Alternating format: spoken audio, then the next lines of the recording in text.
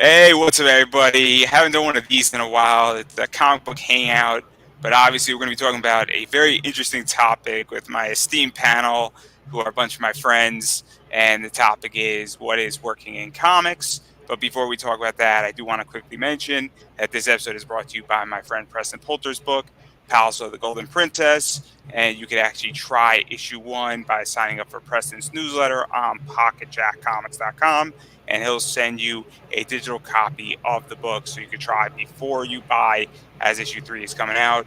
But enough about that, because as I stated, we're talking about an interesting topic, which is what is working in comics, indie comics, mainstream, all that stuff we're going to tackle in the next hour or so.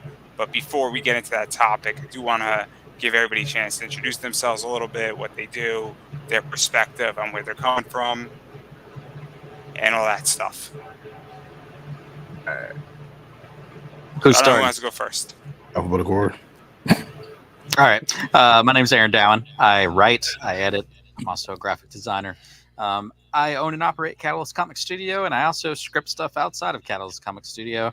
I'm just trying to stay busy. Yeah, my name is John Westhoff. I am the publisher for Part Time Comics. I've been publishing for about 15 years. This is my second venture, my first time as a solo publisher. And happy to be here to talk about self-publishing and publishing in comics.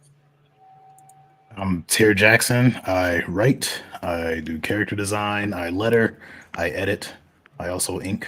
I'm the owner and publisher of Sovereign Comics, and looking forward to the chat today with everyone.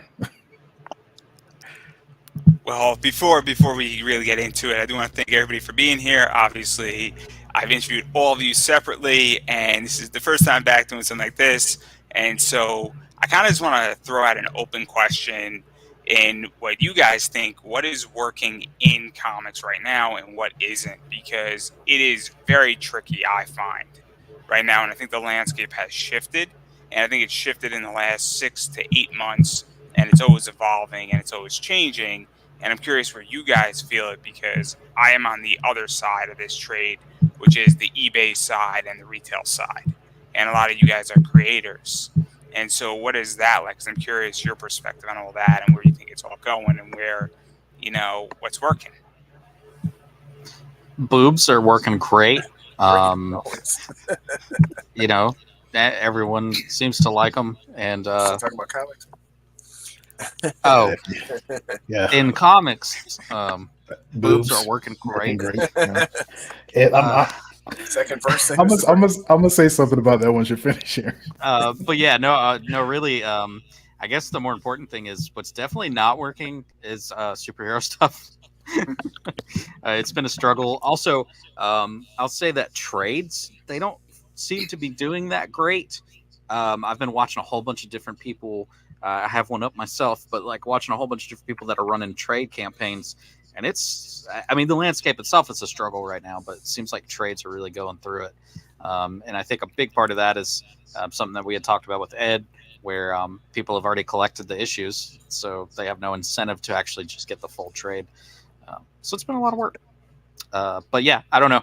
Outside of that, I know that horror has fallen off a little bit more than I thought it would, but that could just be, one of the ebbs and flows. Yeah. To caveat on that boobs thing, I just want to say this out there to everybody that's nerds. Y'all are really showing the stereotype. All these booby comics. That's what everybody thinks. Oh, nerds, they're all about boobs, and really, I'm just saying, you're really driving that nail through the coffin. But as far as what's working in comics, I think there's a longer list of what's not working in comics. Since I'm gonna go there, I'm gonna go ahead and go there. I've been saying for the longest, and I know I've talked to Aaron, Andrew, I've talked to you. This is my first time meeting you, John. But I was already saying that there was a paradigm shift on the way. I already saw the writing on the wall, to the point to where it's even affecting me. And I don't even write comics like this. Like I write comics that just tell stories, but it's also affecting me. But one of the big things that's not working anymore is the whole diversity push. And like I was saying from the beginning, I write comics. My comics have black leads in them. Yes, I didn't do it for diversity. I did it because that's how I've always written from the first grade. Every story that I wrote, that's just how I wrote. Just like how every other writer writes. I do have some stories that have white leads too, but I've just always written that way, just like how a white writer writes, and the lead is white. I mean, we just write what we know, write what we see, basically. But with a lot of the shifts and push, then you have to, or you're racist, or you have to, or you're sexist, and all this other stuff. People are just like, you know what? I just won't. I'm gonna go to this manga. mangas, mangas are doing very, very well in comics right now. I will say that mangas are doing well in comics. Even my manga, I had a comic book, Marisha Exos. It started off as a comic. I flipped it to a manga because personally to me, I felt like that was home for it because it was a mech-based comic book. I turned it into a manga. It sold out. Sold more copies as a manga than it did as a comic book. And it was the same exact story. I mean, I don't know. Go figure that one. Well, I'll go a little bit of the opposite way, not just to play devil's advocate, but I think a lot is working in comics. I think if you're specifically, I know, in knowing Andrew for a couple of years now, I know where his angle is. Like he said, he's a retailer, he's a collector. And all of us need that financial aspect to keep it going, right? I'm no different. I want to pay my artists on time. I want to get these books printed. I want to print a lot of them. I want to have the best quality books. But I'm fortunate in a sense. This is not my mainstream of income. I don't do this full time. So I feel like a lot is working for me and my peers in comics in general. I think now more than ever in the last, maybe even as far back as 2 decades, I mean, every month, world-class stories come out from comics. Every month. You go to the comic shop, you look through previews, you look through Lunar Distribution, you don't even have to look that hard. You can find world-class stories, better than any medium out there, better than TV, film, everything. That's what's working for comics, for me.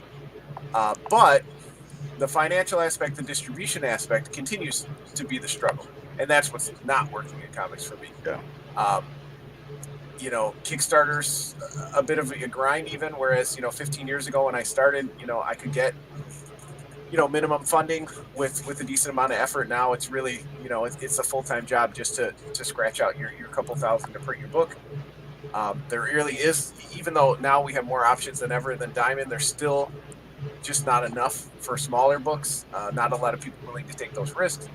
So I think the finance and distribution aspect, it's particularly at my level, I consider myself, a very small publisher. That's still what's not working. Finance part. The finance part is important. that's what I've learned over the years. That to me, that's the important part because that's what keeps the wheels greased. That's what keeps the engine going. That's what keeps the company moving. So for me, I'm an eBay seller. I tend to sell certain books. I sell Bad Girl Art and I sell the booby books, for lack of a better word. It's you. But you're doing it. Guilty as charged. As far as this goes, I don't want to admit to any other crimes yet. But one of the things that's actually working really well for me right now is that it's not just Bad Girl Art. It's also the fact that a book is numbered. It's only 65 of them. And so is the exclusivity of it. And so there are books that I have that are not Bad Girl Art that tend to also do very well because there's only 50 of them in the world. And so all of a sudden, when you give a exclusivity to it and you don't go and reprint a bunch of them and you have a low print run, that's really working for me on the retail side. It very effectively because that adds a lot of value and that adds protection.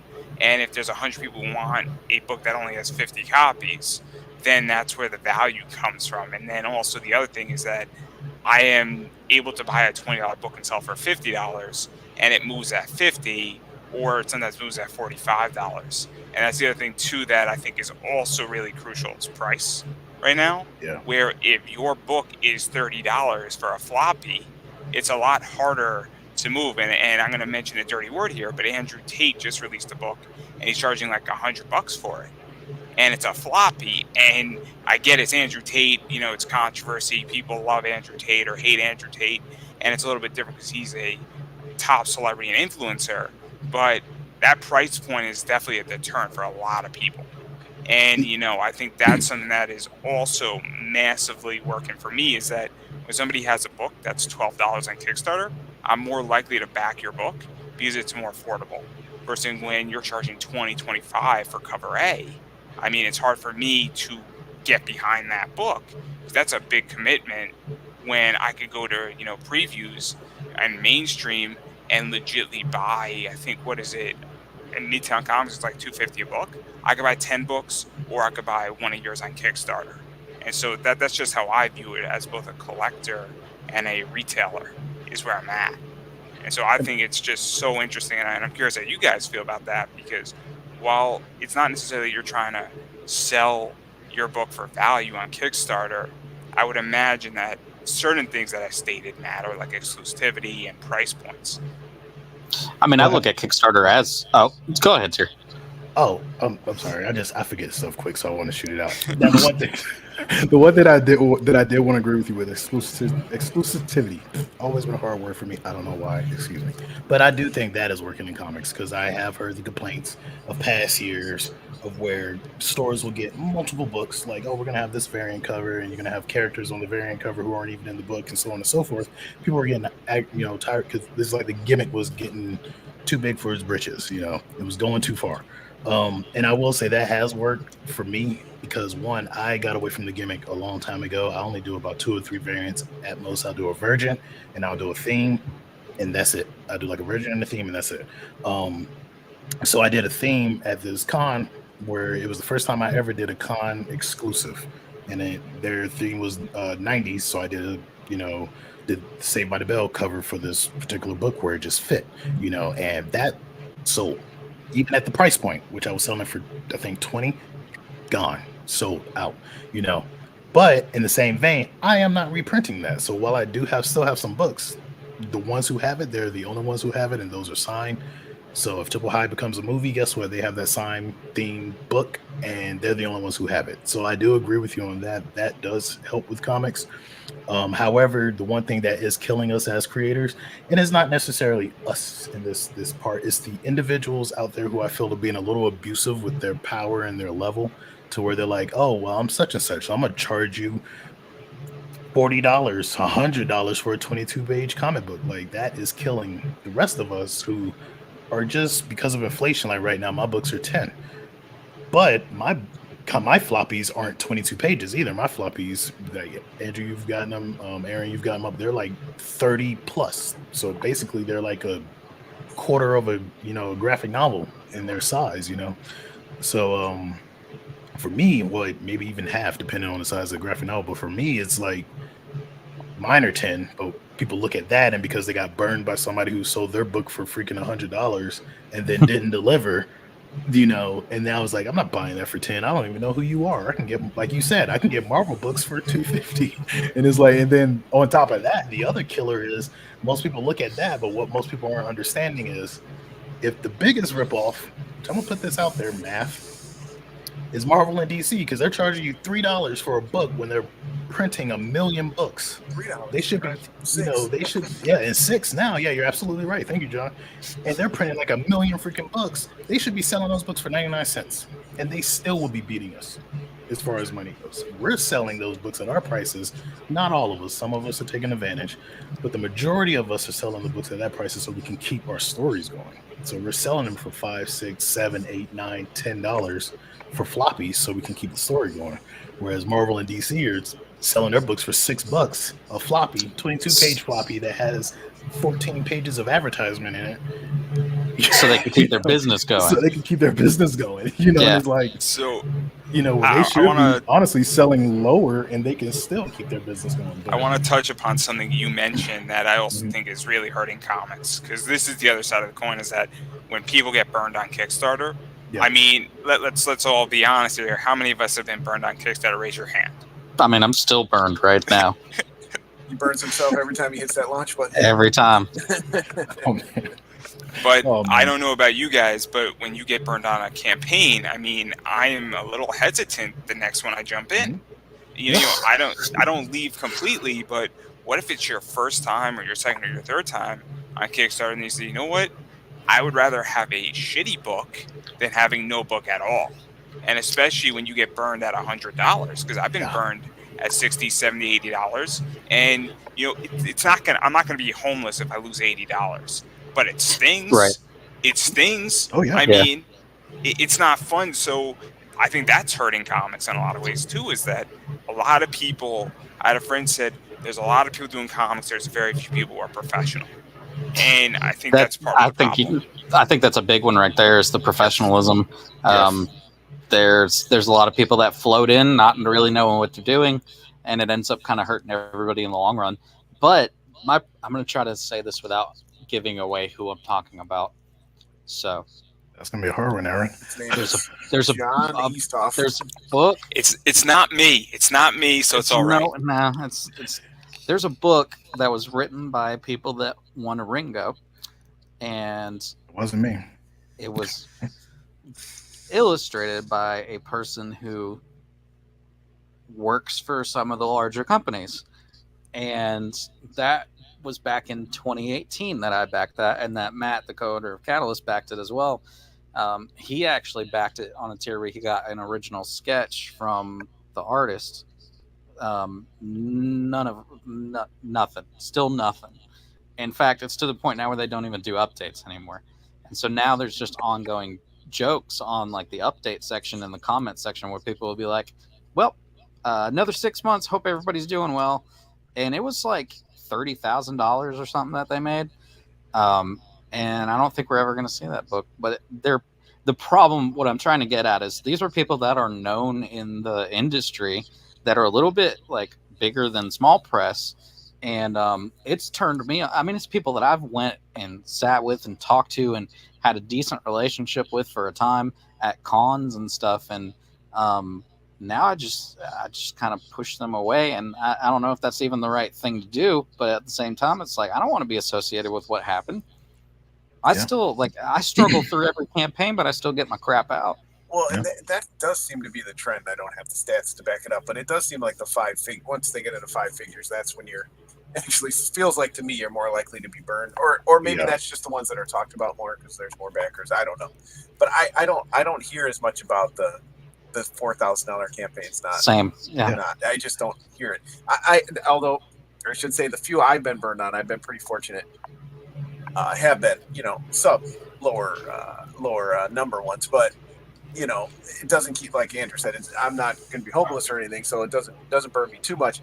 I'll sometimes be hesitant though if I do see a campaign that's now into the tens of thousands. I'm like, you know what? I'll just catch it when it comes out because I don't have the fever because I've heard the stories. We're all in the community, and the community's small, and I don't want to be on the other end of that. Or there's always like massive delays because they weren't ready for the the production level that they're at. So that is a whole nother thing. So I'm just like, you know what? When it comes out, and that happened with Sullivan Sluggers. I really wanted that. I love James Stocco. That's one of the most famous, debacles in Kickstarter comics history. Love him. I would buy everything he did, but I hesitated. Didn't get to it, and I'm glad that I didn't because I heard so many people, got burned, and that whole. I think you hit something right there because I now that you mention it, I've noticed that as well. Is like the ones who tend to not do what they're supposed to are the ones who hit that 5-figure range, anywhere from 10 to 90,000.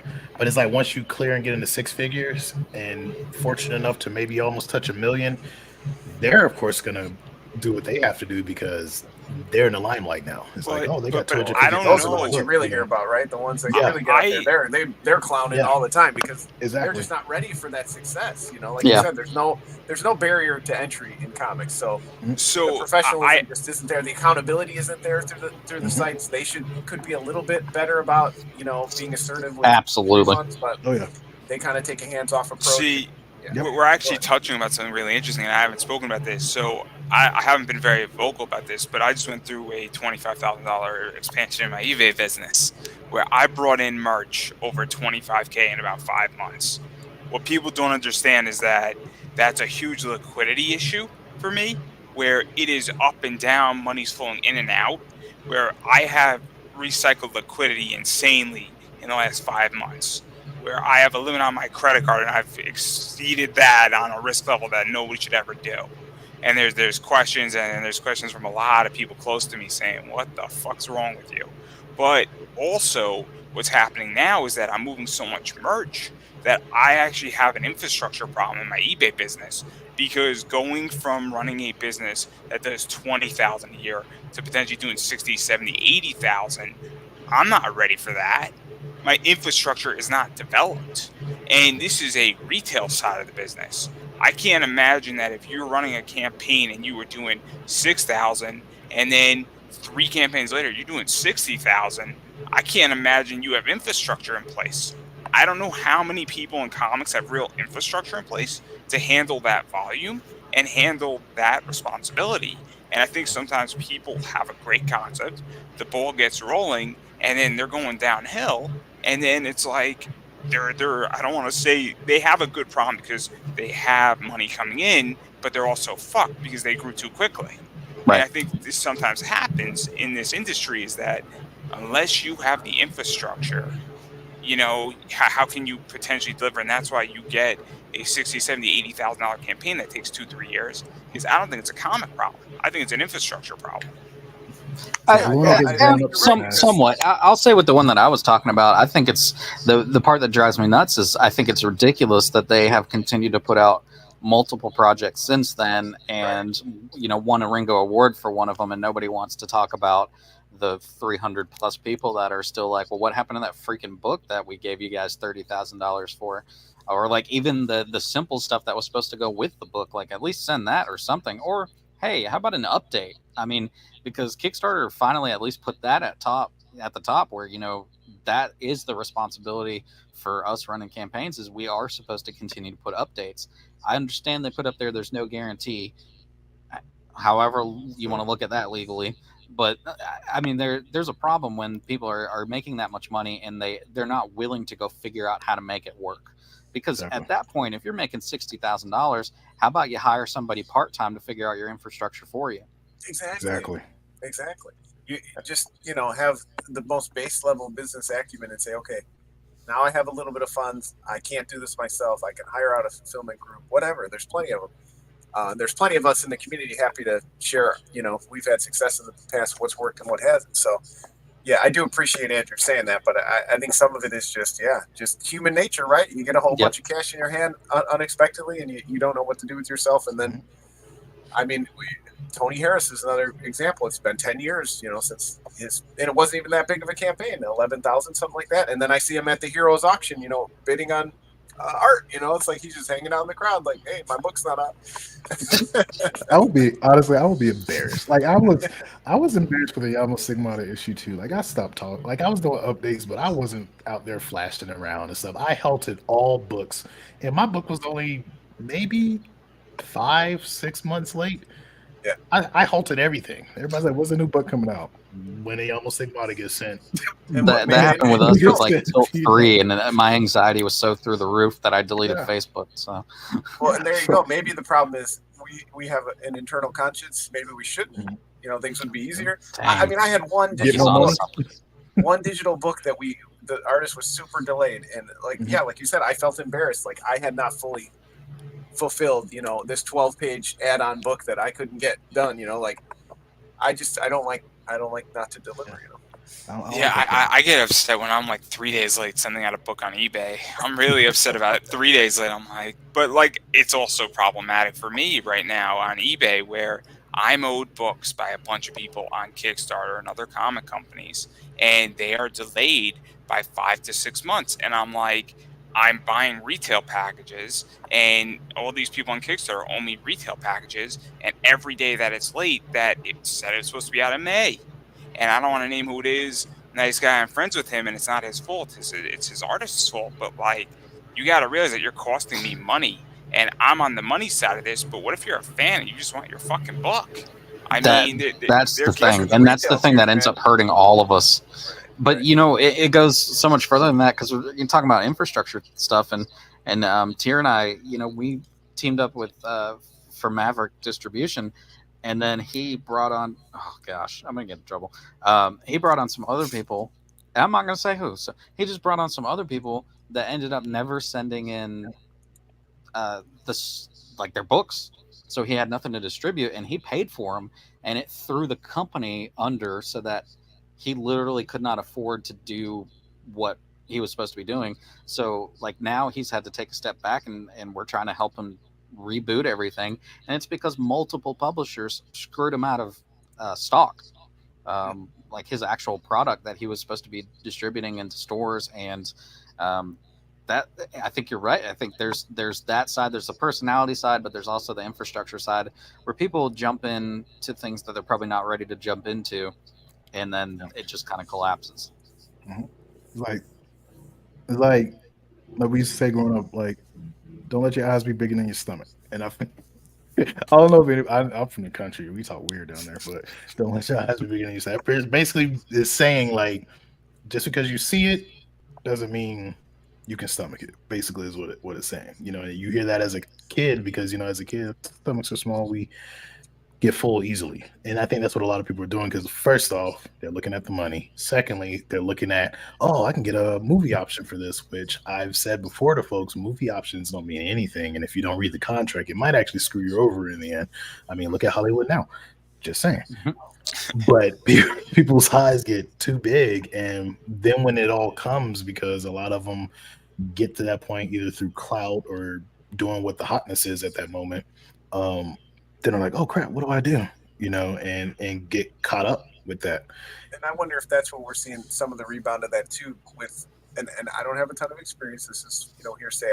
I've, for better or worse, I've never been published by anybody else in 15 years.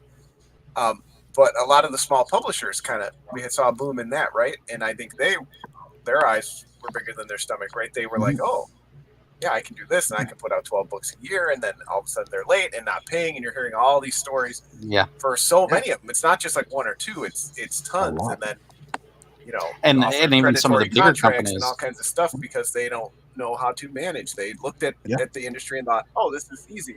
We make books, we ship to the shops, we make money. It's just not that easy. But even in the level above us, the and ones now they're that all coming back to Kickstarter, right? Now they're all coming back. Exactly. They're coming back to fund their books that have been under hostage for 10 years. Yeah. Anyway, I mean, the ones that are a step above us as small press, look at what's happened with a bunch of those companies over the last few months. Is just they've been thrown into chaos because of mismanagement or the same thing where it's like bad things happen, things get pushed off, and then they realize at some point they lost a lot of money, so then they have to axe other stuff, and then it's just a snowball effect. And a lot of those companies, like look at what happened with Aftershock. They were hiring people like Colin Bunn and just great creators, and then at some point they weren't able to keep funding the creation of the books, and so then they had to shut down.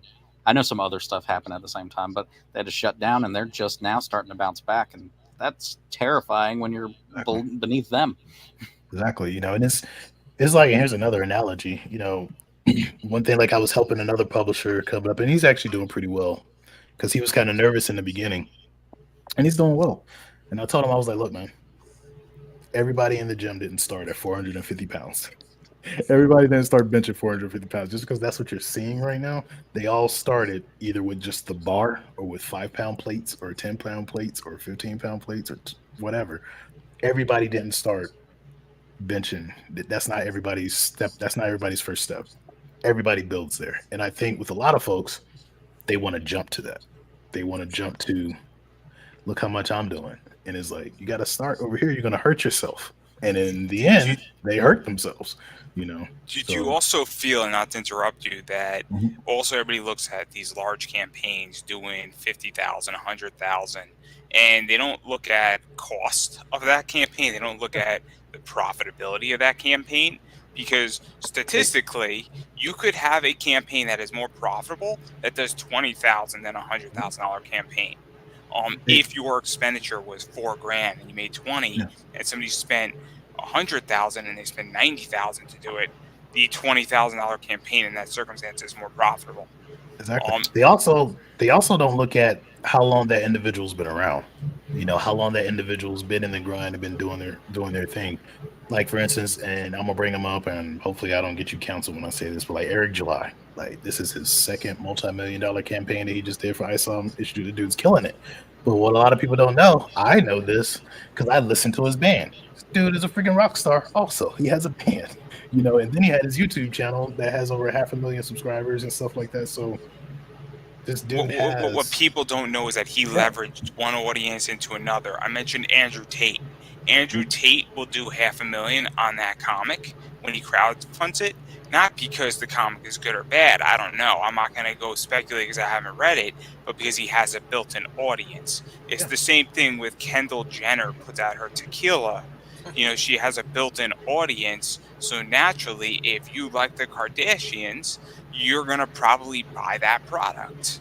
And then after that, if it sucks, then you're like, oh, I'm not getting that anymore. But the advantages that we have with crowdfunding now are at a whole other level because, like, I've never done a lot. We've never topped 5K on any of our campaigns. But what I can tell you is Matt and I have never had to sink our money into the company. We've always been able to manage the funds really well. And that doesn't mean like we don't run into issues that we have to face or address. But even with the low amount that we can bring in, we've been able to put out what we have. But then you look at people like the new record on Kickstarter for comics with Neil Gaiman's Good Omens. And like, I mean, that dude had a built-in audience, but he's not going to have to do any work for that. That Good Omens has already been created. Colleen Dorn did her thing on it, and other people are going to distribute it. But the thing is, he made so much more off of doing one campaign than he would have ever made if he put that out through a publisher. There's just no way he would ever make that amount of money from putting Good Omens out through a regular publisher. And I think a lot of individuals who are in the big two or big three, if you include Image, are starting to see that now. Well, not just the big two, because you have a lot of Image creators too, like Doug Wagner doing, when he did the re-release of Plastic through Kickstarter. I talked to him about it, and I was like, well, why'd you do it like this? And he said, I'm going to make more off of this one campaign than any of the contracts that I signed. And then you have people like Rob Guillory and Doug and all them who are starting to look at bypassing the comic book publishers and just going straight to book publishers. You mentioned Colin Bunn. He just did that amazing hardcover edition for Six Gun. That was published through a publisher, has been for a long time. He's worked with every publisher in the world. He could have went to anybody and said, publish this. Yeah. He knew if I do it this way, you get a bigger upfront, print more books, and a core audience. Yeah. And also the other thing, sorry to interrupt, is that he can always go back to Image, or it could always go on a second. It'll be out through Oni. I don't think he'd leave Oni. So they did well by him when he started. So I'm sure it'll be out. A version will be out. I'll give an example of something. I don't know if you guys know Zach Howard and Steve Ellis. They just did a Bigfoot Moonshine on Kickstarter. Okay, yeah. It was $16 for 4 issues on Kickstarter for just the regular covers. Pretty affordable. And then they have an Image deal. So that book will come out with Image later on. Mm-hmm. So you can get the Kickstarter stuff, and they're going to make more money on Kickstarter up front. It's going to help fund the book, and then much like Antarctic Press, it's just a secondary distribution channel through Image. And I think a lot of creators are figuring that out, saying if I can make $25,000, I'll get $25K up front. It'll cover most of the book, and then I will get my secondary distribution later on. That's free cash flow. And, So we have a small press, like the next level above small press. A lot of those companies are encouraging people to do the campaigns first. You have people like Scout Comics that are going to encourage their creators to we'll put the book out for you after, but go ahead and make what you can make off of a campaign. It helps them too, I'm sure. And exactly, it helps with an audience. Future, Yeah, I think so too. I think a fusion, or I think the other thing is going to be bypassing traditional comic publishers and going through book publishers. And I'll tell you a big reason why. There's a couple of things. Is if you know anything about novelists or writers, there's a difference in how they're treated compared to if you're a comic book creator. If you're a novelist and you go to a publisher wants to publish your book, you're given a contract, you're given an advance, you are talked about in a regard as a creator. Whereas on the comic book side, if you go to like most of the traditional publishers, the advance is like pretty much maybe going to cover something, and a lot of it's going to be on the back end if they sell a certain amount.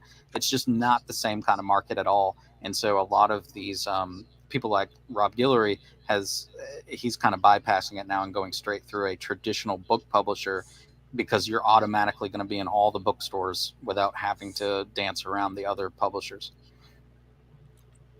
And then the other thing that's going on is what Merc Mag is doing with Comics Elite, where those two companies are sister companies. Obviously, Legends Publishing, and obviously, Comics Elite really backs up Merc, and they back up Legends, and they distribute a lot of books, and they do a lot of Kickstarters, and they have a whole market game plan that Comics Elite is a big part of the gear chain that's moving it.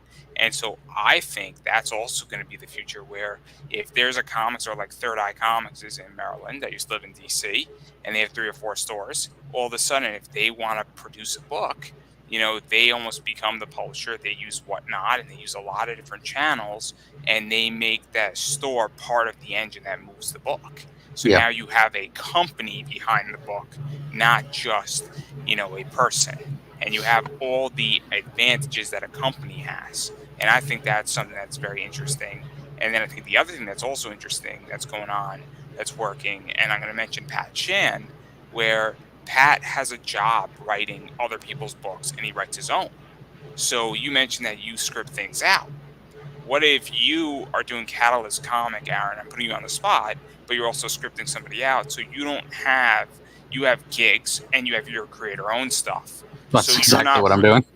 You're not reliant anymore. And I think this is part of the problem, is that a lot of creators sometimes don't understand that you can't rely just on creator-owned. You need work for I can tell you why. A lot of people, I realize that I look at things differently than not a lot of other people, but there are plenty of creators that just want to tell their story. And I think that's awesome. That is great. And I want them to be able to do that. I just enjoy creativity as a thing. And I just enjoy writing as a thing. And so I have been blessed here recently with multiple opportunities to script things for other people. And I find great joy from that, because I just get to create in somebody else's sandbox. But I completely understand that there's a large swath of people that have a particular story that just want to tell their story. And that is perfectly fine with me. Makes me wonder about the individuals who come to Kickstarter to do their campaign for their books, and they know they're going to make more. Like, I know Doug Wagner, he's a smart dude. I think he could start a publishing company and run it on his own. Probably doesn't want to, but it's something to think about. Is like he co-runs 12 Gauge, like him and Stelfreeze and whoever else is part of them. But so I've brought that up before. Like you open up an image book by Doug, and a thing that jumped out at me was that it says produced by 12 Gauge Comics. It's an image book, but it says produced by 12 Gauge. And so, I had a discussion with Matt after that, and I was like, well, that should be a thing that we start thinking about. And that's exactly what we've started doing. We've started pitching some of our books to see if we can get them picked up by another publisher. They'd still be produced by us, but they would be out through whoever the publisher is. Yeah. But my thing is, though, is like, because like what you were saying earlier, is he said, I know I'm gonna make more on this than I would on a contract. Yep. For me, like if I was a Marvel writer first and I built that fan base and people know me, and then I started Sovereign Comics, I'm not going back to Marvel, because 9 times out of 10, all of my fans are following me to Sovereign Comics. Or you go back on your terms. Yeah, or my terms. It's like, hey, I'll go back and write this book, but I'm only doing a 5-book miniseries and I'm out. So it's weird to me. It's like when people do make all that stack, and then like, oh, I'm gonna go back and sign this contract that I know I'm not gonna get paid for. It's like you just saw that your fan base is gonna put food, money in your pocket and food on your table. Why go back to that and struggle? This is what's interesting though, is that and again, sorry to interrupt, but like there gets a point where people want a payday, right? Right. So if I this ain't the industry for that. I mean, if I wrote for Marvel, so Scott Snyder might be a good example of this, where Scott was top in DC, then he went out and did his own stuff, and then maybe 10 years from now, if DC's going to offer him a lot of money to come back, and he has to halt, his independent stuff and his creator-owned stuff, but they're going to pay him $10 million a year. I mean, and he's got that for, locked in for 5 years. I mean, that's NBA money right there. And have they ever done that though? Because looking at how they pay people, I'm thinking they never really paid people a lot of money. I mean, they have a few that they do exclusive. I don't know about that much. Okay. But who are those people now? I mean, Jeff Lemire actually just came off his exclusive, but he was one. No. I mean, like, Okay. who is the? All right, Jeff's been mentioned. Scott's been mentioned. Let's see. We can mention people like Peach Momoko. Peach Momoko is. But what I'm saying exclusive is, to Marvel, who is that? Who is that group now? Who's the younger ones? They're not. There isn't. They don't exist There isn't. right now because that's not the way that they're approaching things anymore. They're doing that with the people that they've worked with, but the big companies are struggling. They would rather pay Jeff Lemire to come do stuff. They would rather pay Scott to come do stuff than try and do that with even a really great current writer, because they just can't afford to continue to do that with creators. And I think it's only going to get worse for them if that's the way that they treat it. Yeah. But what I'm saying is there's no class. There's no new class right now. They're really Because they're all here. They're all in the indie comic realm. Yeah, I think you're right. and a lot of us aren't really getting looked at, I guess, because we're not writing. There's what that. they There's a want super them to competitive write. market. Everyone's putting books out, and a bunch of us don't really care if Marvel and DC come knocking tomorrow. It'd be great if they did, but most of us, like, that's not our end game goal anymore. Whereas back in the day, a lot of writers, that was their goal, was to write for Marvel or DC. For most of us, we have other stories we want to tell. That was my goal in the beginning. That was my goal. I remember when DC used to have when they had all of the different imprints under DC, and then they had the one, I can't remember. There was like something Zoo or something like that, but it was like if you wanted to publish under them, you could. And I thought about that with Sovereign Comics initially, but while I was in the military, my SIGA was like, "Why don't you just do it yourself?" And so I was like, "Well, I never really thought about that." But that's what changed. Everyone realized that they could start doing it themselves. So isn't though that a problem though? I mean, because this is my whole thing, is that right now on the retail side, this is one of the biggest problems I have in my business, is that I legitly have every single option comes across my table every single week on what I should buy and what I should sell.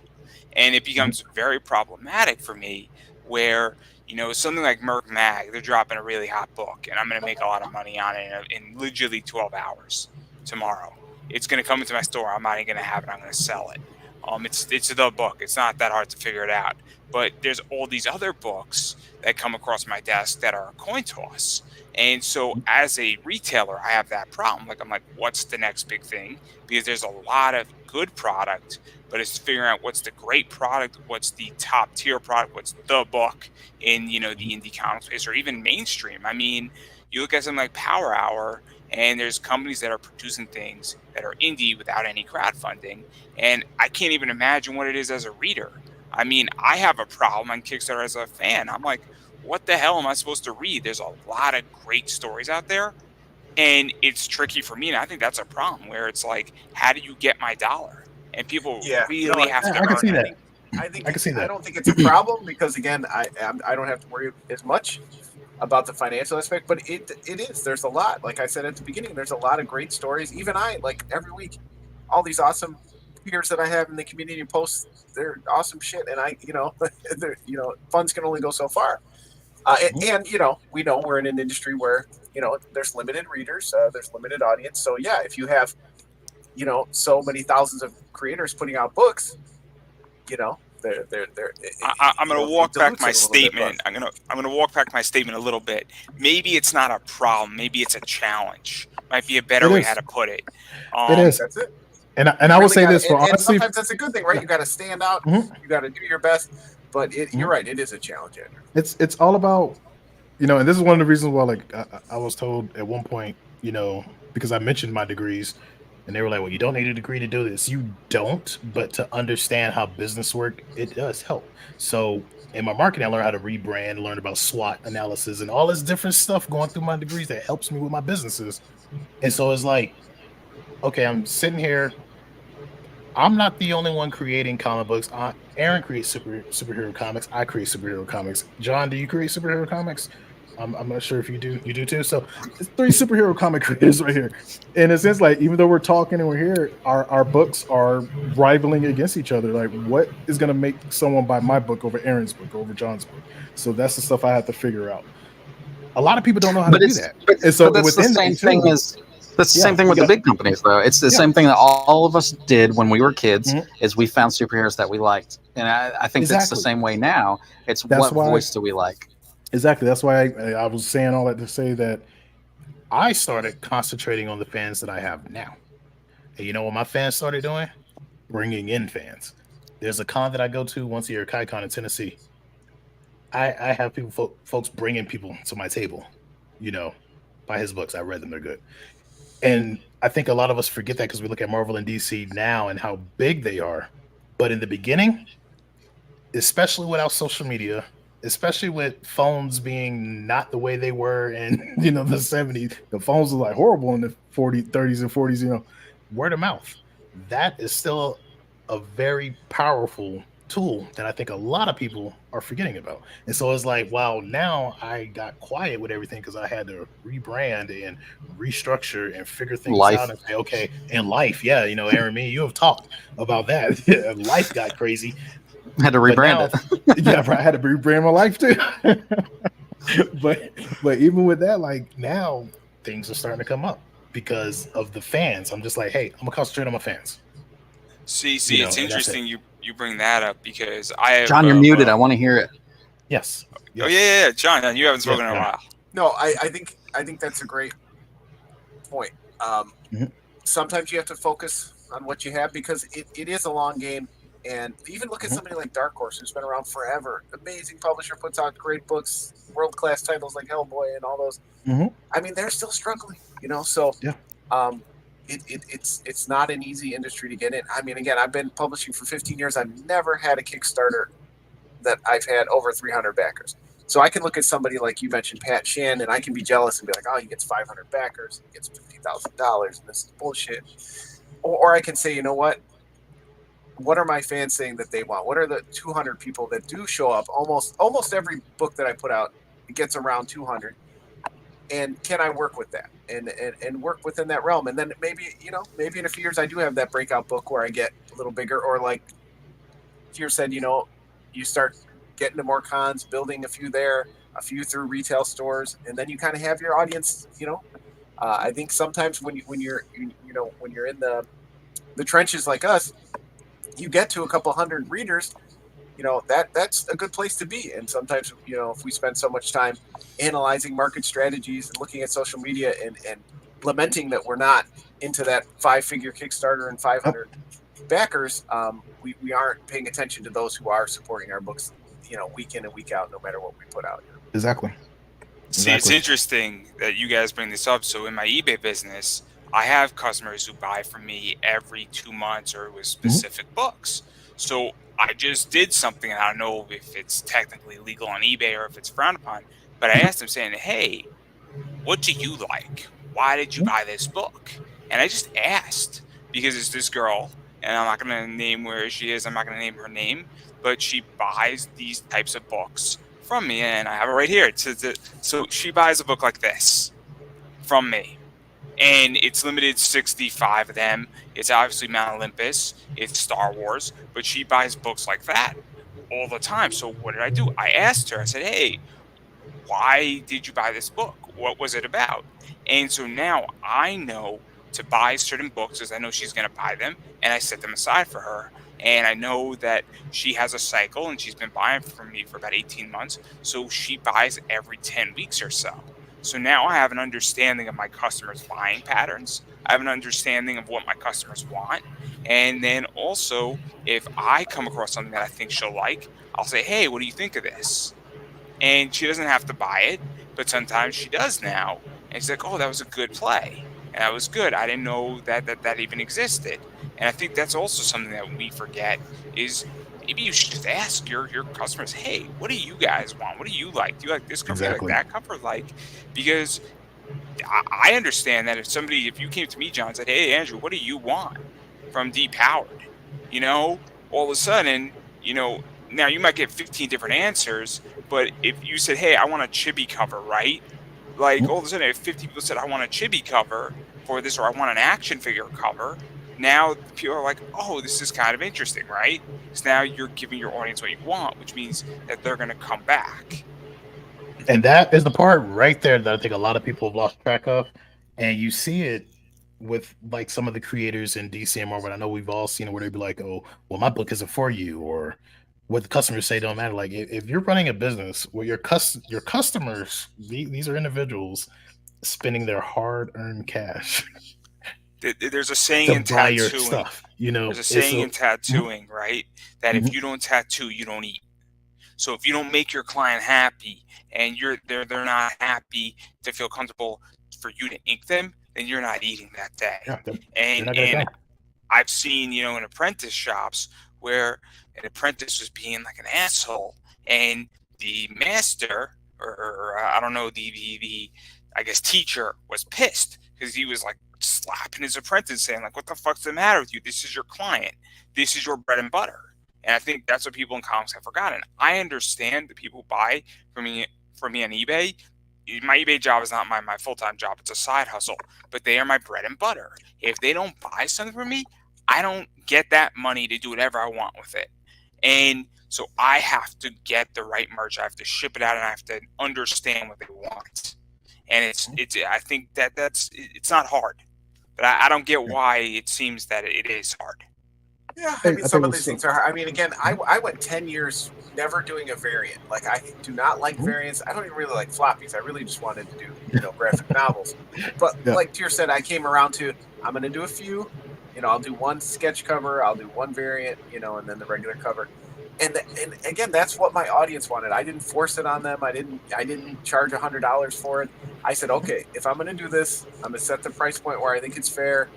And it does. It brings in extra income. People get excited. People, I work with other artists that are excited to work on the book. So there's all kinds of benefits to it. It wasn't just, a hard and fast financial reason, but it brought in energy to the book. And Exactly. the customers came and said that's what they wanted. If I put it up and they didn't buy it, I would say, okay, variants didn't work. See, I was right. But it took me a decade to come around to that, Andrew, because I kept thinking about, why am I going to pay more money for a cover, charge people more than the book? That's not what I want to be. I just want them to read my stories, all that stuff. And I had to realize, if I want to keep making these books, I have to figure out a different way, because the main cover price it's not covering. I don't sell enough issues to cover it, and it took me a long time. Now, do I want to be somebody who does 15 to 17? I don't think so. But again, I let the audience say how many they want. 40, 45. Exactly. I don't know. I know, right? It's like that's what You know what's annoying Go to me ahead. though is asking those questions and then nobody answering. What do you Yes. want? And then you just get zero responses, or like Somebody Tier you have to responds, guess, and I'm right? like, you Tier, look I at the already tier, know. Yeah, you're Yeah, right. yeah. Like Sometimes you I'll don't respond. I Like, mean- this is what I want, Aaron. He's like, bro, I already know what you want. So- I'm dipping out though. Object to you. I appreciate you, Andrew, for having me on, guys. It's nice to see you, John. You too, Aaron. Maybe we'll end up on something soon again, and it'll be weird. See you next week. Yeah. Bye, everybody. All right, take it easy, Aaron. But Right. yeah, like what you were saying, that's one of the things my fans told me. They were like, I want exclusivity, So I was like, okay, let me do a couple of variants and make it to where it only has 25 prints. Luckily, with my printer that I have, I can do 25, copies as a minimum. So whenever I do exclusives, they are legitimate exclusives, only 25. And if you are one of those happy 25, you're the only ones that are going to have it. So I did that. That made people happy. Also, one of the things that some of my fans were bringing up to me was how in depth my universe is, because the interconnected universe, and I worked on it since 2007. So I've been writing it and everything. And when the book started, it kind of throws you right into the middle of it. So a lot of people had questions. Well, what does this mean? Well, what does that mean? Well, what does this mean? How does that connect? Who are these? What are magi? What are the magi? What are the freaking phenosapiens? Where did all this come from? So now I'm concentrating on my YouTube videos. So that is going to be like this online video of codexes that fully explains this universe. And I've been showing them to folks, and some of the people who've got around the scene, they're like, thank you. This is what we want to keep these going. So you have to listen to your fans and to your people who are spending their money on your stuff. Not listening to them is I want to say the S word. I agree. I agree to an extent. Mhm. So I'll take a slightly argument against that. Sometimes I will find an artist, or I will find somebody who nobody knows of it, and people are like, why'd you book that person, or why'd you buy a cover from this person? And I'm like, well, I'm taking a spec bet. on them, and then people 6 months later like, oh, I get that this person was the next big thing. They just weren't there today. And so sometimes, but if my audience says, hey, we want more voice actors, I'm going to go on an interview, get more voice actors. Or, hey, we really like the wrestling stuff, we want more wrestlers, But also, I'm not, if they're like, we want the top of the tier Ring of Honor wrestlers, I say, look, I'm going to sprinkle some of that in there, but I also want the next generation. So I think sometimes you have to say, guys, trust me, it's going to happen because this is the next superstar. But I agree 90% with you. It's that 10% that sometimes you got to, steer your audience saying, hey, guys, this is the ground floor. Well, I'm gonna pull a page out of your book, Andrew. I'm gonna walk it back a little bit. I'm gonna say, yes, listen to your fans, but if it's 1 out of 400, that person can go take a seat. Because the other 400 people are complaining about it. It's also the idea that who it's coming from, right? When I pull an audience, if somebody has bought 20 books from my eBay store, they're gonna have a bigger say than somebody who's bought one, because they've been in my business longer. And it's also what they're buying. And also, somebody who bought 50 Zenoscope books from me is going to have a different opinion on Zenoscope than somebody who bought 50 Mount Olympus books from me or bought 50 books from Merck. They're going to have a different viewpoint where their opinion. So if the person says, I don't like your Merck books, but they've never bought a Merck magazine book from me, I'd be like, you never bought that, but you're buying all the Mount Olympus stuff. So what are you interested in, that sector or that artist? Is where I'm going. And so it also depends on who it's coming from. And I think that's the thing about comics, is that if somebody in comics gives me really good advice, like if you gave me good advice about running my eBay business, or say, hey, I see your eBay does this, have you thought about this artist? That's a little bit different than somebody who is coming fresh off the street telling me what it is. And it's, I would imagine that if I throw you an idea, it'd be similar. Say, hey, as a seller, I definitely would be like, okay, what can I do better for, the stores and stuff like that? Because I do have you're one of my friends who is a seller. I have another one, John, who has Encased Comics, and I ask questions a lot. Like, what is it that the stores are looking for? What is it that, and that's honestly where I first heard the whole variants or gimmicks.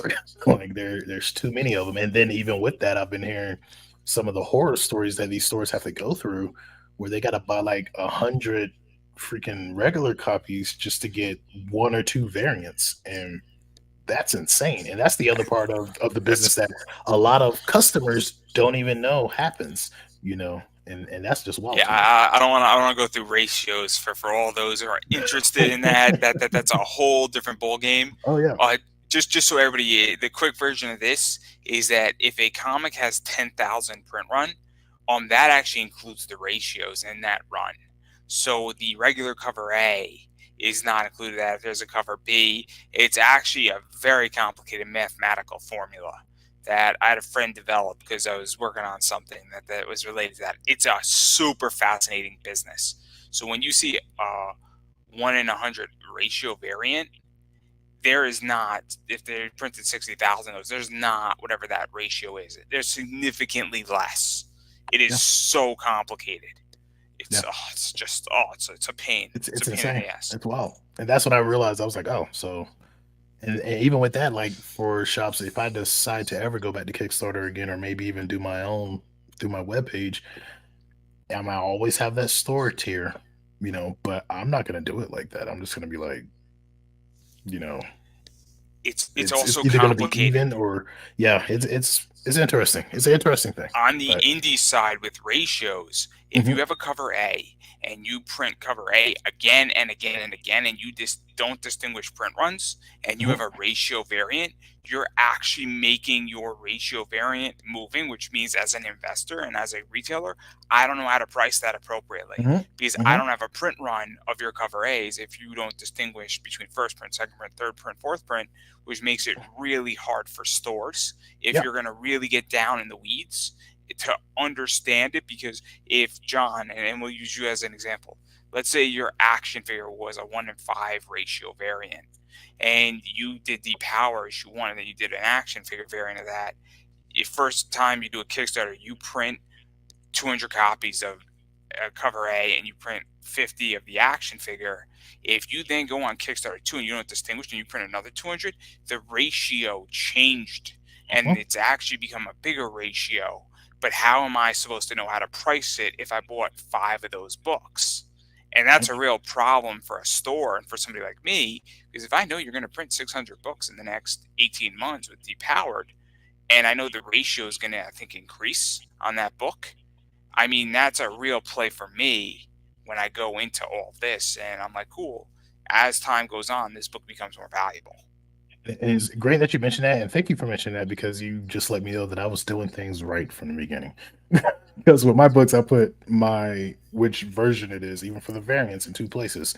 I put it in the front of the book, down where the copyright is, so you know which variant cover it is, which print of that variant cover it is, and then I also put it in the barcode, which I notice a lot of people don't, or they don't know how to. I don't know, but I also put it in the barcode. Those next 5 digits after the barcode, that's where all the information goes. And the way that I do my books is like, since I am smaller and I really haven't had to print, over 200 books yet, but I've sold a lot. I'll just, like, I haven't had to print 200 books in one run. I'll say that, but I've had to reprint. So whenever I reach 100 of, like, let's say the regular cover, like 101 is going to be like, okay, this is print 2 of this. So like, that's where I change it. So it's like those 100, that's print 1. The next 100 is going to be print 2. The next 100 is going to be print 3. And as my numbers get bigger, like when I do get to the point where it's like, oh man, I got to print 1,000 books, then that's going to change. So that first 1,000 is going to be print 1. Next 2,000 is going to be print 2. So yeah, thank you for mentioning that, because that just let me know that, yeah, I've been doing things right. So my ratio is not messed up. You're good. My ratios are all messed up. I would drive Andrew crazy, but yeah, I should probably post that. The variants end up being about 1 in 8, 1 in 5. So not incredibly low numbers, but that might entice someone to buy it more. But again, I was a slow adopter of the variants in general, so I try not to flash that around. I'd rather people just buy what they want, but it is part of the industry, because in the end we sell t-shirts and we sell other stuff, but really we're selling paper, right? We're selling stories on paper, so you gotta be part of that. If you don't want to be part of that, print your own zines on a Xerox machine and just hand them out. That's cool too. I read those all the time. But I do want to be, in the retail side or the publisher side for a while. So I gotta come around on these things. When you print your variants, how many do you usually print? Like, do you use Comic Wellspring by chance, or do you? Yeah, so I think you would greatly benefit, because that's what I'm doing with my variants moving forward. I'm only printing 25, and that's it. Like, and then it's done. And since you don't like to do variants, so that might be more beneficial for you. Just the 25 is like, I'm out. 25. This I is try to do a fifth of the run. So if I do 400 of Drumsticks of Doom issue 1, 100 will be variant 400. Okay. And then I would go to second print. Okay. Depowered was a little bit lower, so it was like, there was only, like you said, I only printed 200, so 25 variants. This is really interesting, because I mean, I'm curious how you guys feel about this. Zenescope did this, and I think it's actually detrimental to their business. They used to have 350 print runs variants.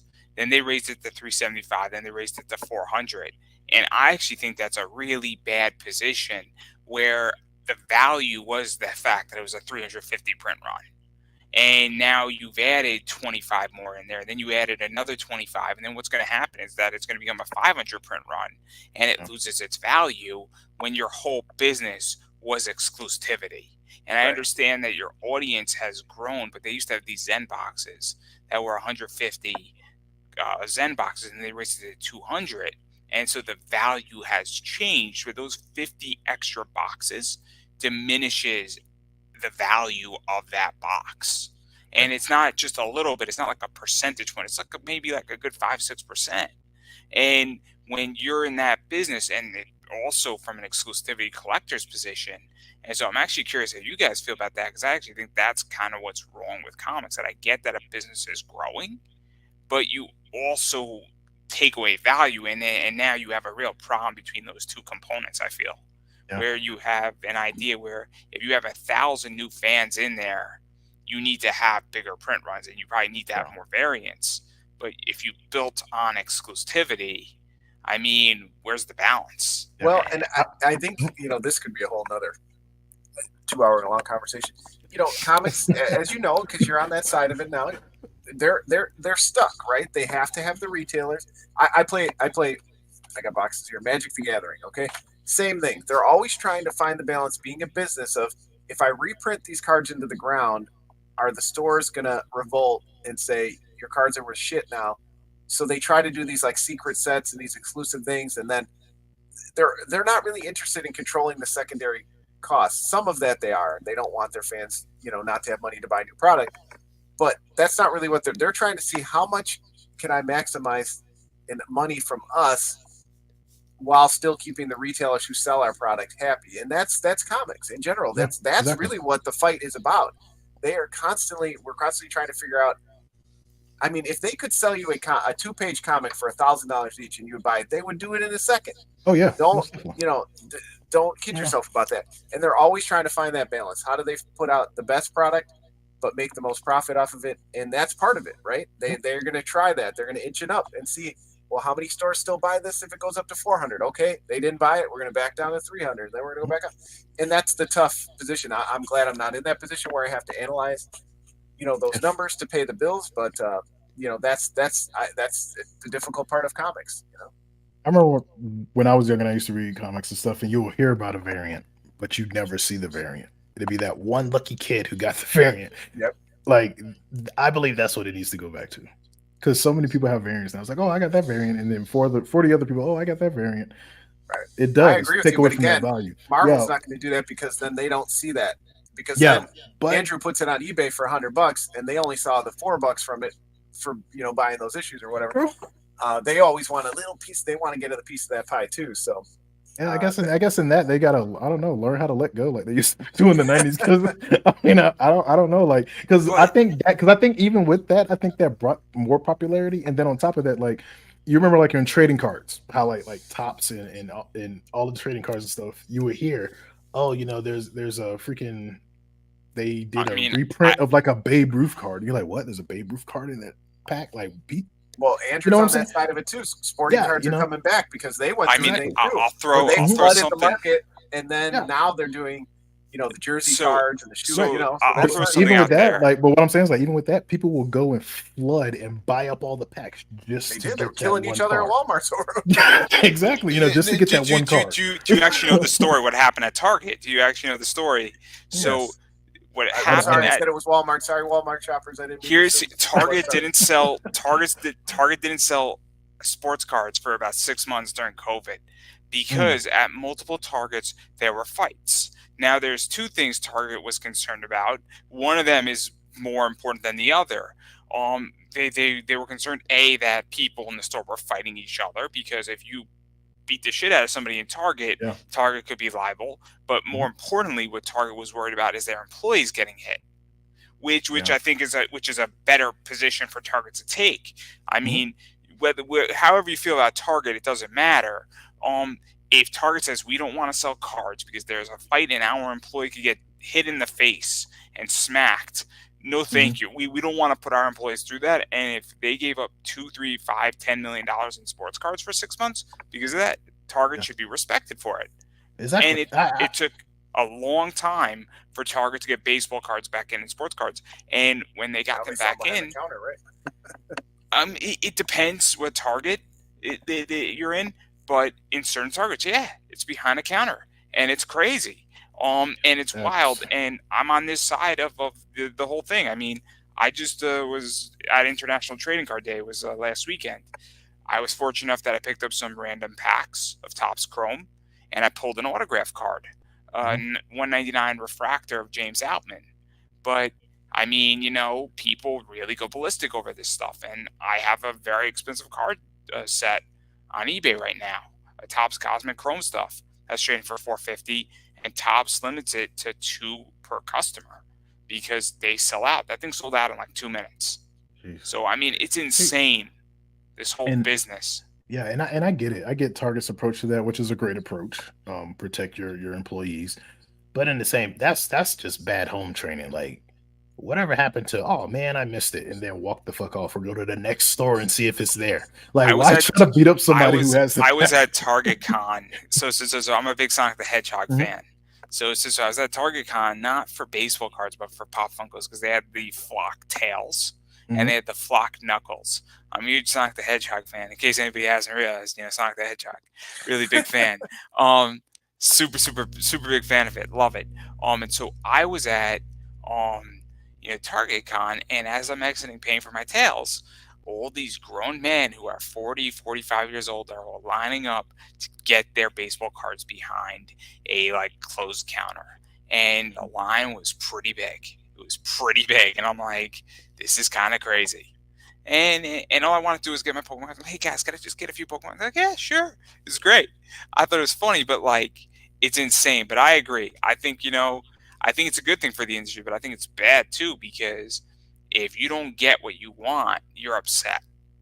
Yeah. And I think we're not adult enough in society right now. Yeah, I can see that, but I don't know. I don't know because I don't know. Again, in the '90s, I know there were fights. I'm not saying there weren't fights in the '90s, and I'm not one of those to try to purport that the '90s. Hey, I bring my weapon. There was a lot of fights and stuff. People fighting over comics and movie tickets and who's first in line. All sorts of crazy stuff going on.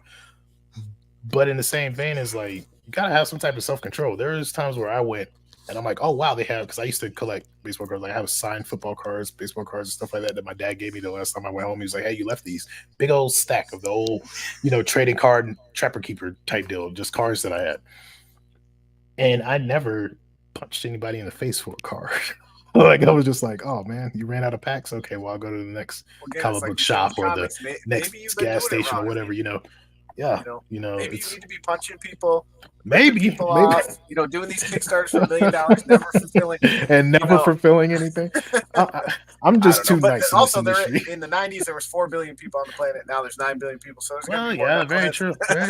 Yeah, that's what I attribute it to. That's why you hear it more often. There's more people, more knuckleheads. A lot more.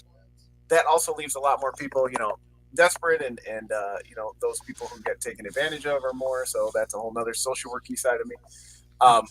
So they're desperate to find that baseball card so they can, Let me ask this. I'm actually very curious. Did you also feel that people have become less moral, and that's also part of the problem? Where I'm not going to mention names, but there's somebody whose book, their artist ran away with the money, and they've decided that they're going to do a graphic novel, and now they're doing 3 floppies on Kickstarter.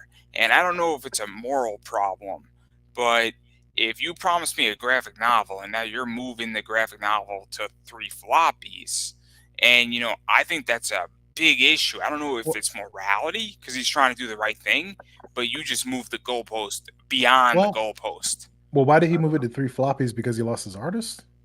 He lost his artist and he's launching it again on Kickstarter for all 3 floppies. So floppy 1, floppy 2, and floppy 3. 3 separate campaigns. I think it might be more morality, but then also I think it might be a little bit of not understanding how the industry works. One of the things that I figured out, one of my books, Stars, 2 different artists in it. One artist drew the first 11 pages, another artist drew the last pages of that book. People still liked it, but there's a lot of people who have this, I'm not going to call it an elitist mindset because I think that's not fair to that person. I don't know that person, but there's a lot of people who want their things done a certain way. And in that, they're like, well, I don't want to hire another artist to finish this graphic novel because I want to happen. That. So that might be the reason why they're doing it. No. What would happen is that the person paid their artist $8,000 and then their artist ran away with the money, which is supposedly the story. I don't know the whole story, but that's what he said very publicly. And so now he doesn't have the money to do it. So he has to run another campaign to get it out. But I respect that he's doing it. I respect it. Exactly. Because I would have quit after that. That's the artist morality. And that's where I think it does come into morality. Yeah. I think a lot of people are working with artists. It's a bigger industry now. It's not, this is in 1970 where if Ditko doesn't draw that book for Stanley, he's getting blasted out of the industry. This is a huge industry, and you're working with people in other countries and other states that you'll never meet in person. There's not going to be accountability there because they don't feel a connection to you.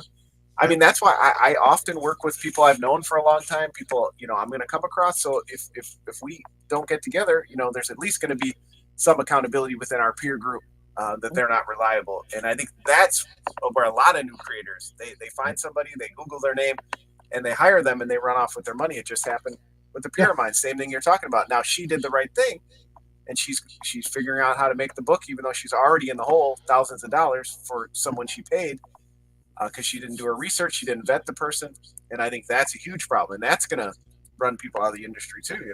That right there, what you just mentioned, that's very important because me, that's one of the things I do when I scout artists. I will ask that artist, "Hey, have you worked for someone before?" It's like, "Yeah, I have." Yeah. What's their If contact? I'm working Can I with talk to somebody them? I do not know personally, I've not shook hands with, I've not met, on the internet or one of these Zoom meetings, then I better get references because I don't want to give you money up front, and I do the payment thing, half up front, half at the end.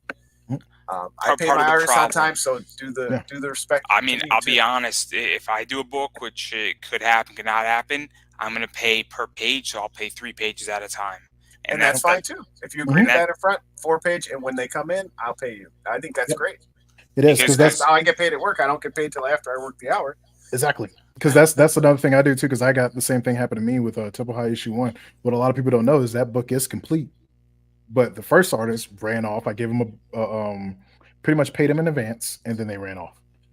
I mean, they came back later and apologized and everything for it, but of course, the deal was done. I have no ill will towards them because at least they did that. Or some people don't even get to talk to the artist that runs off. So I end up having to work with another artist, and that artist finished it off. So there's like this first book of Temple High issue 1 that is finished, but not good. So I brought in my art team because of what happened. But I brought in my art team who did Cypher Team and they almost Stigmata, and I paid out of pocket to have them redraw everything for Temple High issue 1. This is the Which scene hurts, going but, where with this book, I'm not going to mention the person's name, at least not publicly. There was no communication for almost 18 months. And then on top of that, you move from a graphic novel to 3 floppies, and you're requiring, and he's giving the 3 floppies to everybody who's a legacy backer. So, but you're also putting a lot of stress on the campaign, because what happens if the campaign, you set the goal at $2,000, it only does $3,000, and you don't have enough money to pay your artists and print the book. Like this whole thing is a failure. Double, this is tough. It's tough. Yeah, it's a tough one situation. Failure like that can just burn somebody out. It could derail everything. I was in a fortunate space to where I could, because like they already worked on books for me before. So when they did Temple High, they were like, "Hey, we'll do it for a lower price." Wow. And that was fortunate for me, and I was able to. Fortunately, I had the money at the time to where I got the book done by them, and now they're the lead artists on that book too. But it's weird, when things like that happen, because it can derail the whole game. Like imagine if that was my only book and I didn't have the money. That would have stopped me in my tracks. Because for me, what happened with this book, I am very now hesitant to back any project that's a year or longer. Mm-hmm.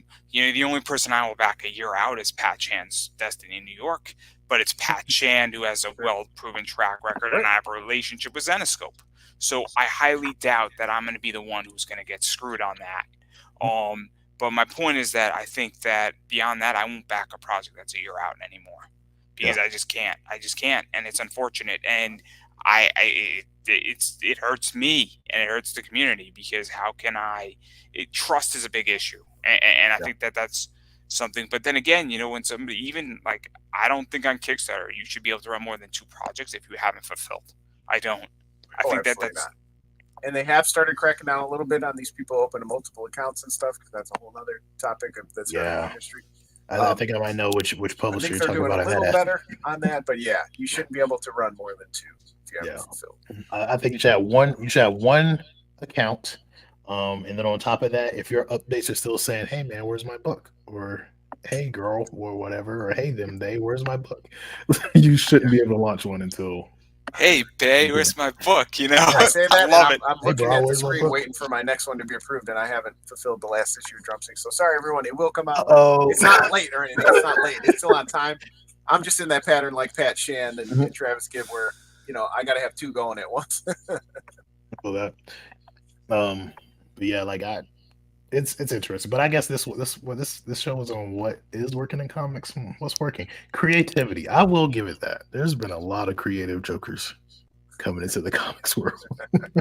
Creativity is definitely working in comics. So do you feel that things like Crowdfunder and Kickstarter and Fund My Indie and Indiegogo, and the fact that you could set up your own funnel if you really wanted to and drive traffic, where now there is no gatekeeper, or there's still gatekeeping, but it's a hurdle and not a wall you have to get over.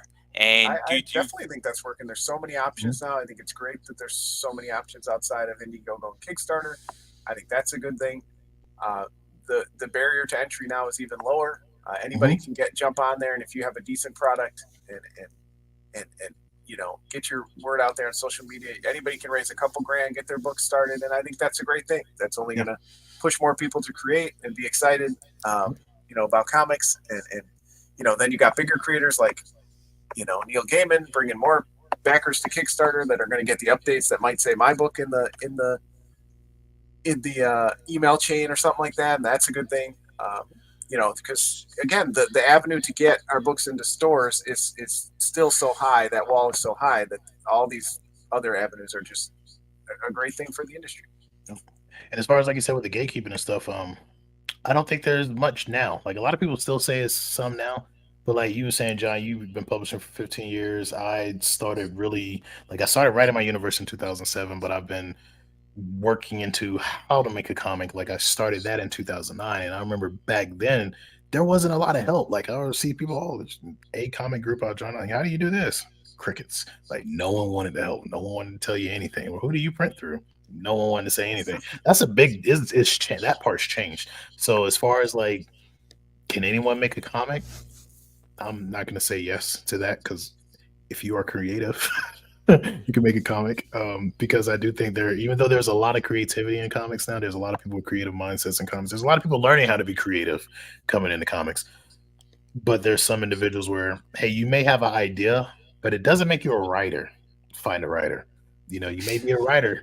It doesn't make you an artist. Find an artist, because I know my strengths. I'm good at character design. I am not good at sequential art. So I have sequential artists. I love to ink comics. That's what got me into industry, other than creating my own, was inking comic books. So I will ink one of my comics, like I'm inking in Stars issue 2. But do I do it all the time? No. Why do that when I can hire an inker? I'm great at lettering. I'll letter my books, and I do hire I offer out my talents and stuff to people who need a letter and stuff like that. But would I hire a letterer? Probably not, because I do it myself. But in the future, I may. Like when I get to the point where I have 7, 8, 9, I can't letter all those books at once. If they're all going, I'm gonna hire letterers. Just recognize your strengths and your weaknesses. It's okay to say I don't know how to do that, because I had to realize that. I started with sequential art, even though I'm okay with it. I was like, yeah, that's not my strength. So then hire someone. So I'm okay. I'm okay not being a writer. I'm okay not having a comic book, but I am definitely okay with making a lot of money in my comic business for sure. Yep. Because I like money, and I like the way it smells, and I like what it can do for me. And where it came from, though. I mean, I'll prove a point right here. We're gonna play a game, everybody. So I buy this book for 20. I sell these books for 50, 55. What do you think my profit margin on this is? $25. Bought it for 20. You sell it for 50. So I sell for 50. Buyer pays $13 shipping on top of that, so 63. eBay fees $25. So I pull $16.45 on this in pure profit after I get my capital back. After everything. Yeah.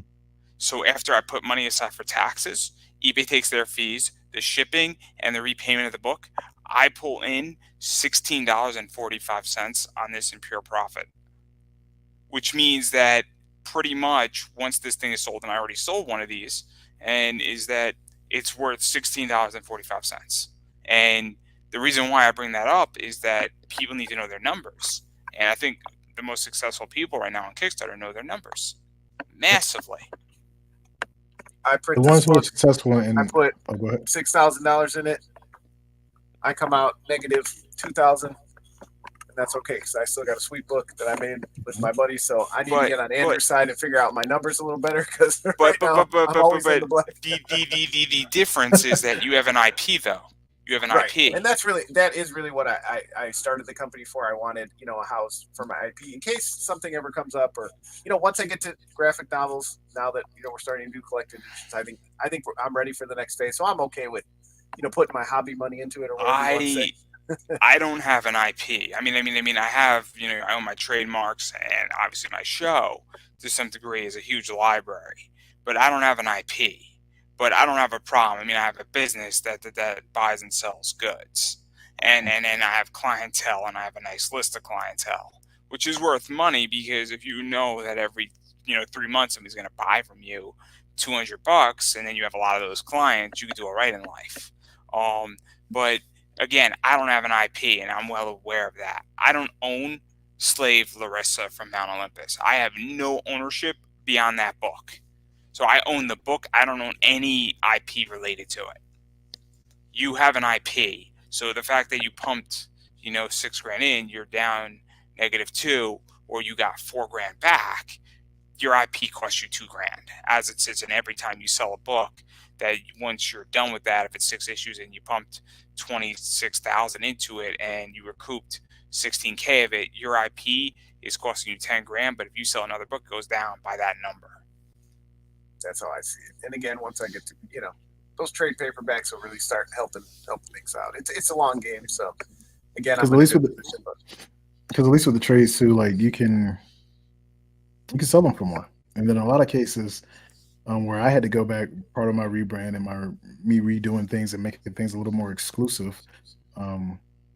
Like for instance, moving forward, I'm only doing issue 1s and issue 2s of floppies. Like once I finish with the issue 2 of Stars, that's when it's starting. So it's going to be like just issue 1, issue 2 is floppy, and then we're going to do issue 3, issue 4, issue 5, however many it takes to finish that story arc. Then the trade's coming out, and that's just how it's going to be. And the only people who are actually going to get floppies of those trades, once we reach 25 supporters for the physical tier on my Patreon, they will be the only ones on the planet, the patrons, who will get the floppies of that. Just that bring that that exclusivity back.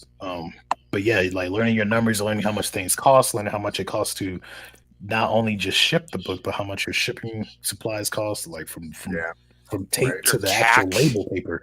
Yeah, everything. Yep. With the So tax most- all of that for you. counts. People always make that mistake. Yep, the taxes. Yep. I mean, I'm going to ask a question. I'm going to ask a really interesting question. How many of you read the IRS code every year? I didn't read it this year. I got a tax man I send my stuff to. He tells me what to do. Yeah, that's usually what I do It's- too. You said I- hire an inker, hire an artist, hire a tax guy. So Yep. I have an accountant, but I read the tax code every year, January 1st. I read the tax code. And the reason why is that a little known thing about, what happened with Joe Biden that a lot of people don't know is that there's something called continuance of the hobby.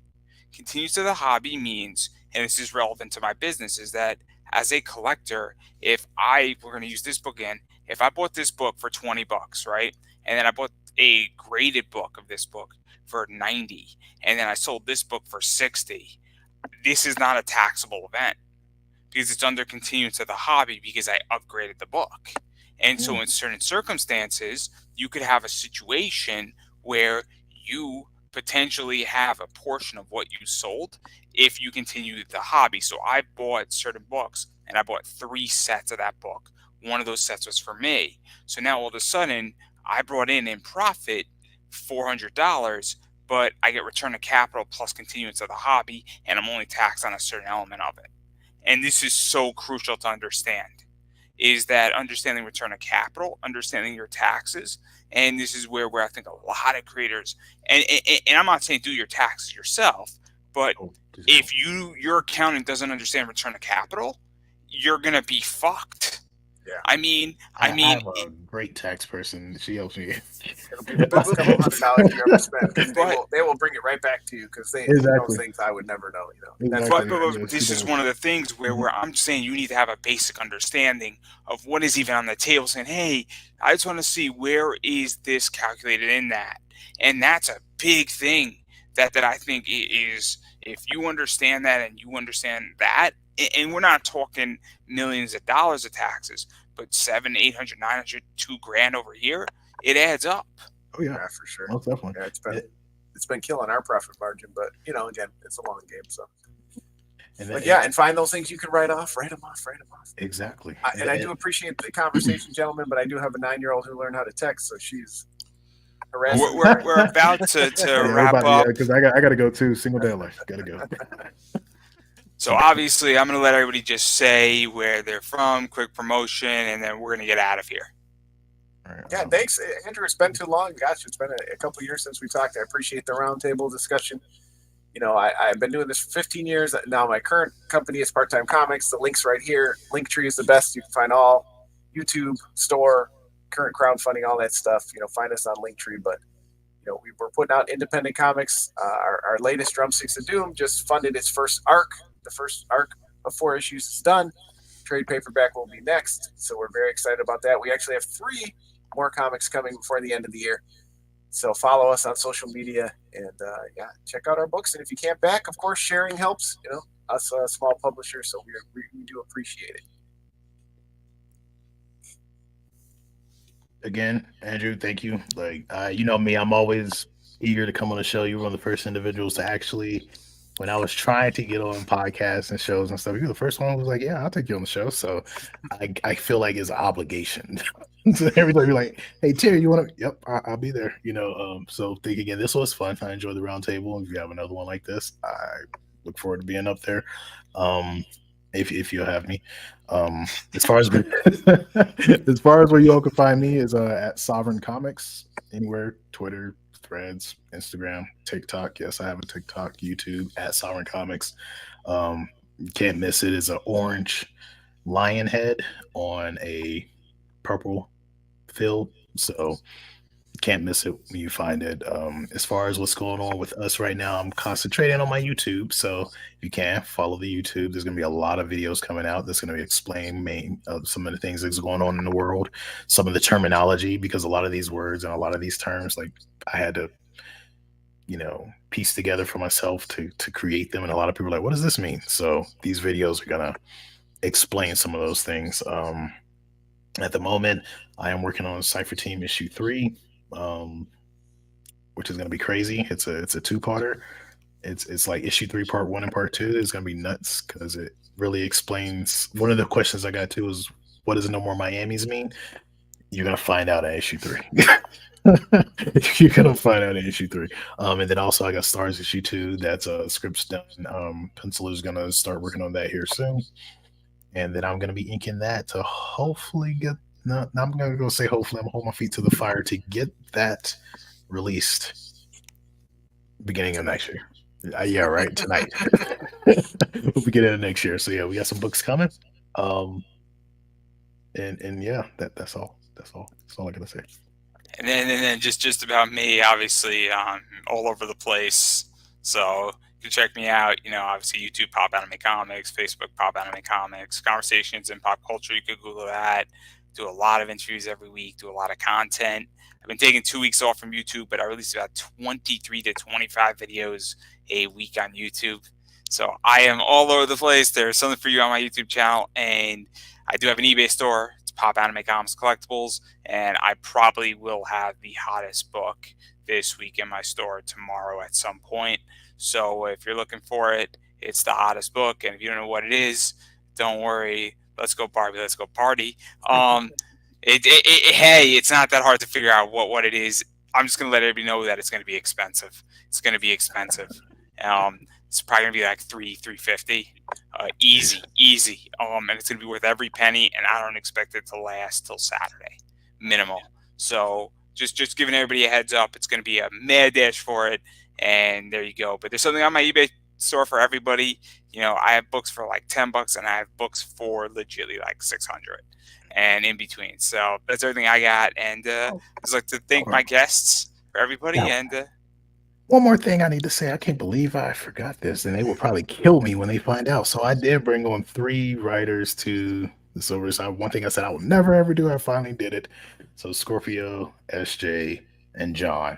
They're working on their books. Scorpio's books, Age of 13, it's halfway finished. SJ's books is the Hellcat, and it's beautiful. It's getting penciled right now and inked and everything and colored, and hers will be finished real soon. And then John, his book is The Last Doctor, and he showed me the sketch from his artist for page 1 today. And I'm just like, holy crap, man. Y'all making me step up my game. It's crazy.